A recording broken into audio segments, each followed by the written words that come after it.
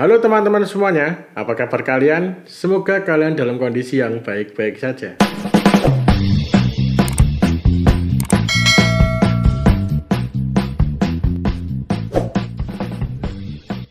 Kembali lagi bersama saya Abraham, dan kali ini aku nggak akan ngomongin lagi tentang paranormal experience. Sebenarnya ada satu video yang belum aku upload, tapi setelah aku pikir-pikir aku harus move dulu karena sudah beberapa bulan kemarin aku gempur habis-habisan tentang paranormal experience. Dan kali ini aku akan bersama dengan salah satu sahabatku, yaitu Fabianus Rian Mahendra. Kalau aku manggil dia sih nama panggilannya kerap tuh Zhang. Oke.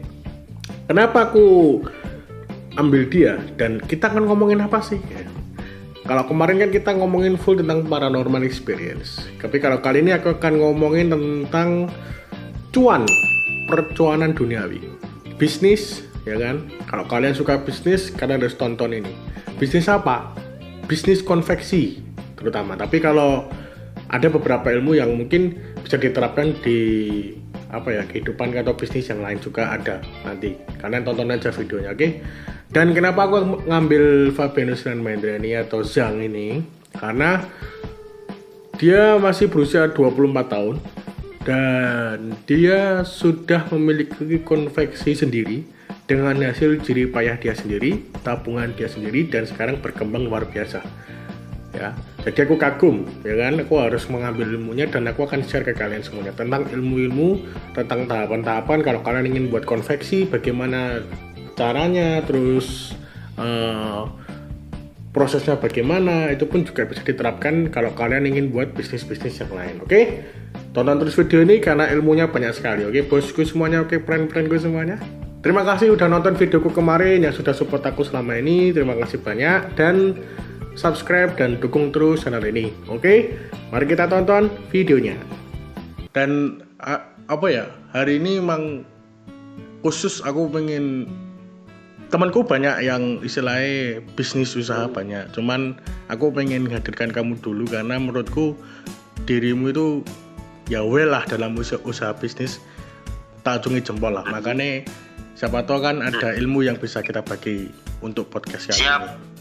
Siap. Tapi sebelum ngomong terlalu jauh, aku cuma tanya, kok dirimu kayak panggilannya Zhang apa ya? Aku lali. Panggilan Zhang itu sebenarnya dari anak-anak itu dulu karena zaman alay, zaman beberapa tahun silam. SMP ya? Pas kita SMP, SMP kelas 1 itu kan ya biasalah anak-anak kecil, anak muda itu bikin Facebook. Bener. Namanya apa ya dulu Facebookku? Sang Persikmania Sejati. Iling. Ya, terus akhirnya sama teman-teman dekat, sama teman-teman yang lain diplesetin dari Sang itu menjadi Zhang gitu. Makanya tadi aku tuh kan ya aku nyiapkan file dulu pertanyaan-pertanyaan. Biasanya kan kalau temen aku emang nyebutin nama, terus aku iki nama lengkapnya siapa? Fabianus. Aku ingat itu ada Fabianus, ada Mahendra nih kalau nggak salah. Kan Mahendra kan antara Hargo kan juga iya toh. Hargo itu kan juga ada Hargo itu kan ada Mahendra nih tuh. Iya enggak? Namanya Hargo itu. Hargo. Oh, bukan ya, enggak ada ya? Hargo itu enggak ada. Oh, berarti aku sing salah. Makanya udah inget-inget Mahendra nih ternyata benar. Tapi sebelum ngomongin bisnis, dirimu kan dulu bisa dikatakan musisi ya. Main band-bandan toh. SMP SMA. Sampai sekarang masih, cuman nggak seaktif dulu. Kenapa tuh? Kalau di bandku yang dulu namanya Tulang Punggung itu kan banyak personilku kayak Mas Henry, Mas Denis kan. Oh, di Jogja. Di Yogyakarta juga. Selain itu kayak Mas Yesi juga ada kesibukan yang lain, jadinya bisa dikatakan vakum gitu. Tapi maksudmu aku pengen tanya, kalau kan aliranmu hardcore apa popang? Kalau Tulang Punggung itu lebih ke emo sih. Oh emo, tapi kalau Lebih ke pos hardcore, iya. kalau sekarang masih fanatik anak orang-orang sekitar Kediri ini atau sudah meredup? Yang jelas sudah meredup, soalnya fase-fase band-band emo, screamo atau post hardcore itu kan sudah dari 2010 sampai 2000 sekitaran 2015, jadi udah kelewat jauh dari 2020. Dulu tahunnya kita masih fake ya, acara ini setiap malam minggu ya kan, aku masih inget deh. Iya, dulu satu bulan itu bisa 4 sampai 8 kali lah ada orang menyelenggarakan sebuah gigs itu satu bulan sampai segitu banyaknya. GNI itu malah pusatnya ya, dia nggak bener nggak? GNI itu sering loh dia tuh ngadain acara kayak gitu. Buat tempatnya maksudnya? Tempatnya. Buat tempatnya itu ya GNI, GPI, GSG Semampir, GSG Banjaran itu yang paling sering kalau saya tahu dulu di situ. Oh gitu. Tapi ikan beralih dari maksudnya banding setir lah. Nah, saya dari musisi dan lain-lain sekarang mulai bisnis itu ceritanya gimana? Kalau itu tadi kalau musik, foto, futsal atau naik gunung itu kan hanya sebatas hobi ya. Jadi kalau bisnis itu kan lebih ke ngomongnya lebih ke pandangan masa depan lah. Jadi tabungan dari sekarang mumpung masih muda buat di hari tua kan bisnisnya buat itu gitu. Oh, dulu bisnis awal paling awal atau sudah sablon ini? Bisnis awal itu sebenarnya fotografi, jujur. Tahun berapa itu? Dulu sempat fotografi. Gimana? Tahun berapa? Fotografi itu di sekitar tahun 2015 akhir sampai 2019 kemarin. Studio foto kah atau gimana konsep dari fotomu itu?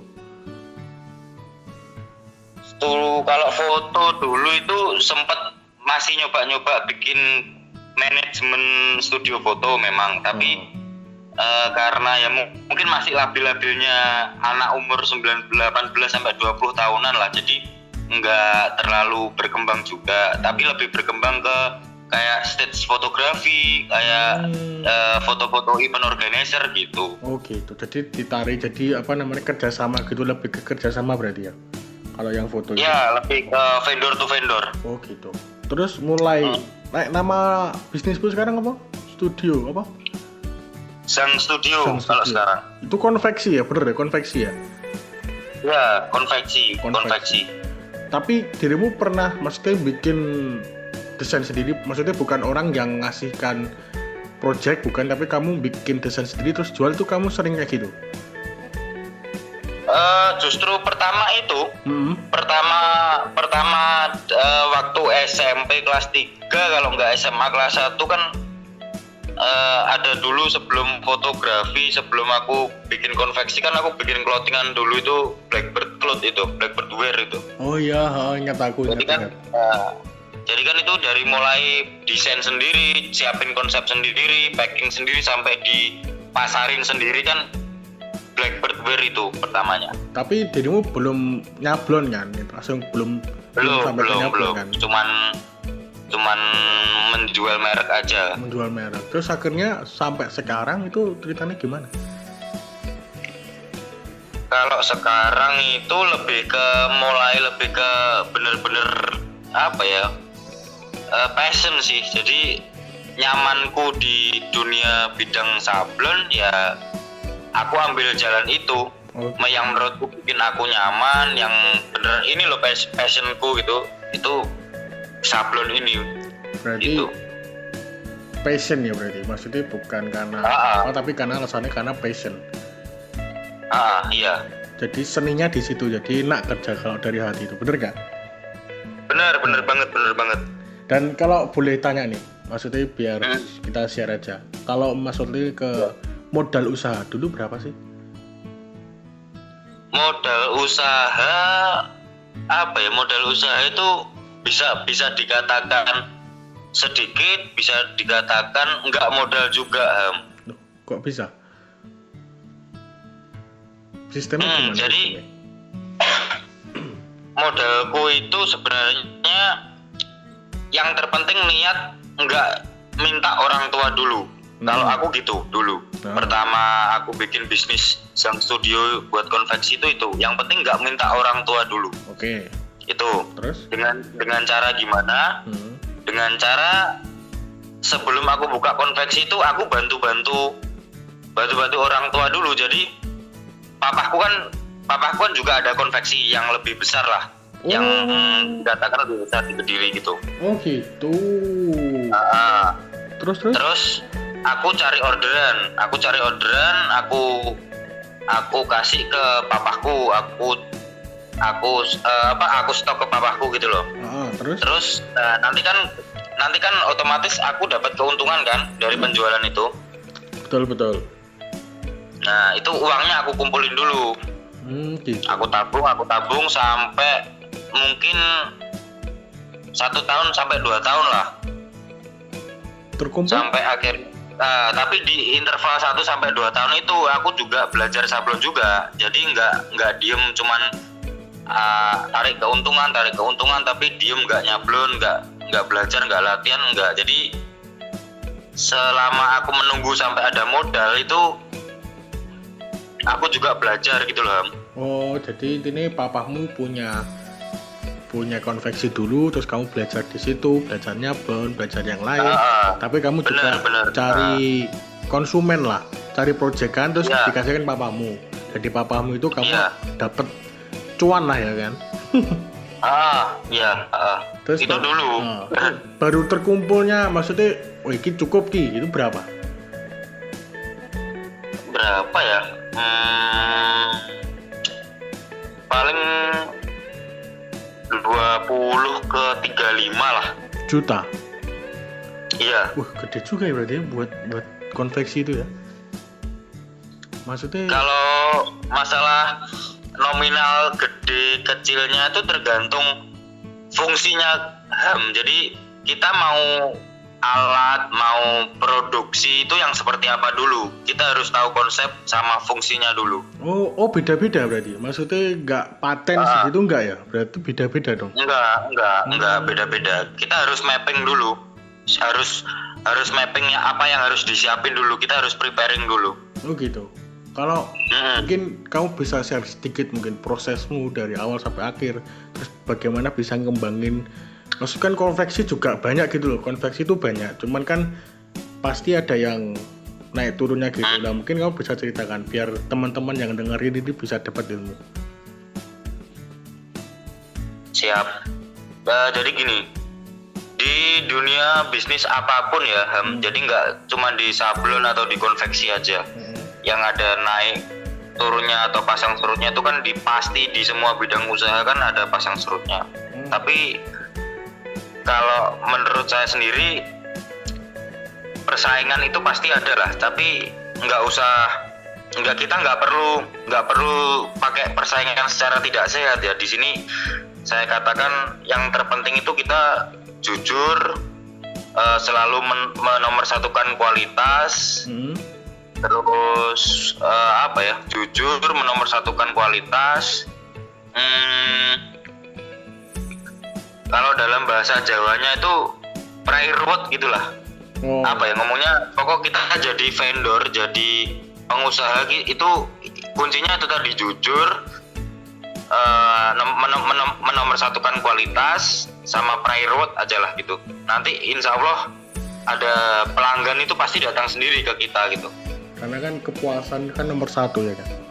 Iya, kepuasan nomor satu. Pernah nggak pas buka pertama usaha itu tiba-tiba contoh misalnya aku beli nih di kamu, ini pas usaha pertama nih, terus ternyata projectnya itu nggak sesuai dengan yang diharapkan, itu pernah nggak kayak gitu?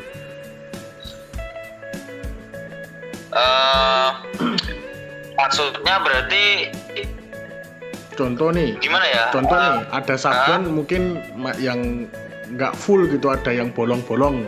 Misalnya sablonnya kurang bagus, gitu ada nggak yang komplain kayak gitu? Ya pasti ada, jadi kan balik lagi kita cuman pasti ada kesalahan juga, itu pastilah. Kita kan apa ya, bisa dikatakan meskipun kita senior lah atau meskipun kita berpengalaman pun, tapi kan balik lagi kita cuman manusia biasa, pasti ada kesalahan juga. Tapi tapi kalau tanggung jawab. Tapi setelah ya tanggung jawab lah, pasti sekarang tergantung gimana caranya kita setelah ada kesalahan itu, setelah kita diberi teguran sama orang itu, kita mau bangkit buat berdiri buat mulai lagi. Berdiri untuk tidak mengulangi kesalahan lagi atau terus melakukan kesalahan itu, kan gitu kuncinya. Oh, iya. Kalau misal pernah nggak suatu saat, kan ini kan kamu udah lama, maksudnya bisnis kayak gini kan udah terbilang lama. Maksudnya pernah nggak ada satu titik yang bener-bener wah sepi banget, terus nggak ada yang bisa dilakukan dan nyerah gitu, pernah nggak di titik itu? Kalau nyerah nggak pernah, tapi kalau sepi banget jelas pernah. Tapi kalau sampai nyerah gitu nggak tahu harus ngapain gitu nggak pernah. Nah kalau pas sepi tuh, kalau misalnya nih kita kan bikin usaha kayak kamu tadi bilang, terus ada kala itu usahanya lagi kurang bagus. Nah kamu nanggepinnya gimana?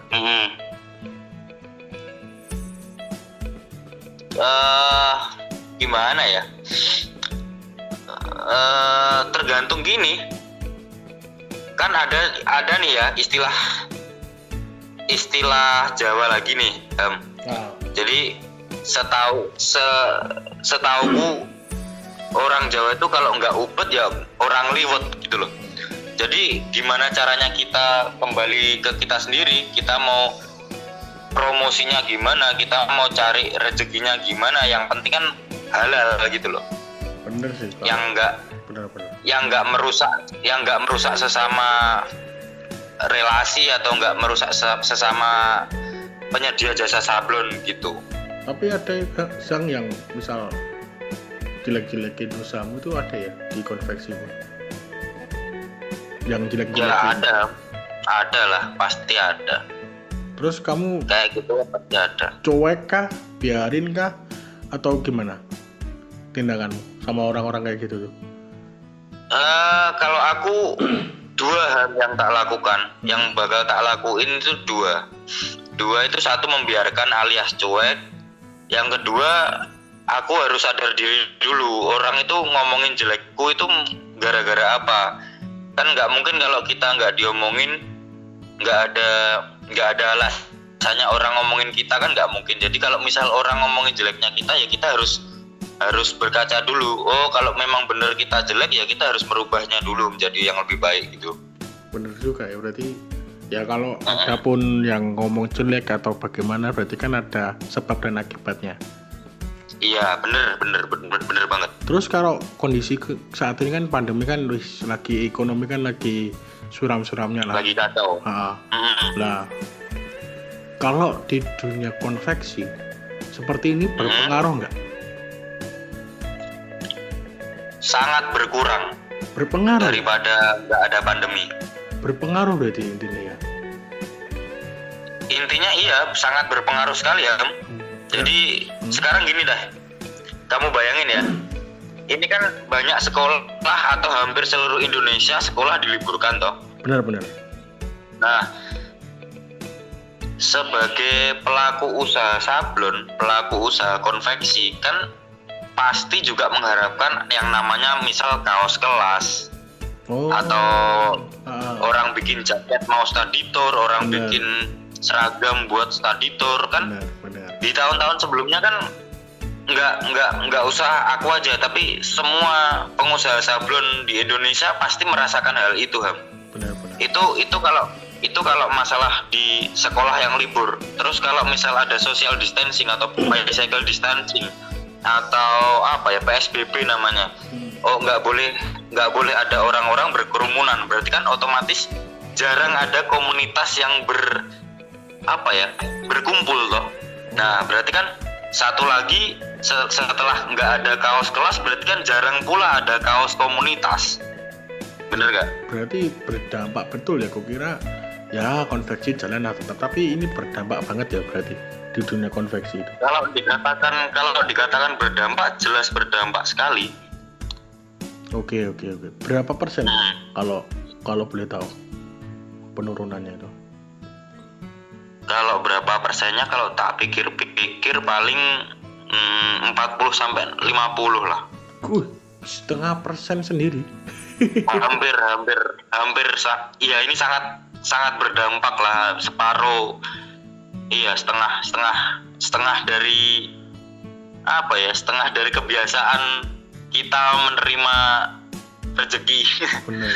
Tapi ya emang kalau tahun ini ya menurutku sih, yang aku belum punya kerjaan, disyukuri apa aja yang dulu yang ada, pasti ada jalannya menurutku sih. Iya. Ya apa ya, apapun yang terjadi ya kita harus tetap bersyukur lah. Bener. Kalau aku tanya nih, ini terserah jawab, boleh nggak terserah kamu gitu ya. Kalau sebulan bersihnya berapa cuy cuannya? Cuannya ya? Bersih nih. Sebulan. Bersih. Kita di rata-rata sih, jadi nggak bisa menentukan kayak kantoran gitu sebulan bisa segini enggak sih, nggak bisa kalau ditentukan kayak gitu. Paling gede berapa wis? Mungkin ya kalau dibilang paling gede 50 ada, 50 sampai 100 bisa kalau paling gede dalam satu bulan. Itu pasti ngelembur bosku. Iyalah, itu yang lembur pasti, namanya dunia jasa konveksi pasti ada istilah lembur. Pasti ya kayak gitu tuh. Pasti ada. Terus kalau misalnya aku mau tanya nih tentang tips and trick, mungkin teman-teman di sana mau buka konveksi kayak atau mau buka usaha lain, ada tips gak buat teman-teman yang lain kamu? Tips ya?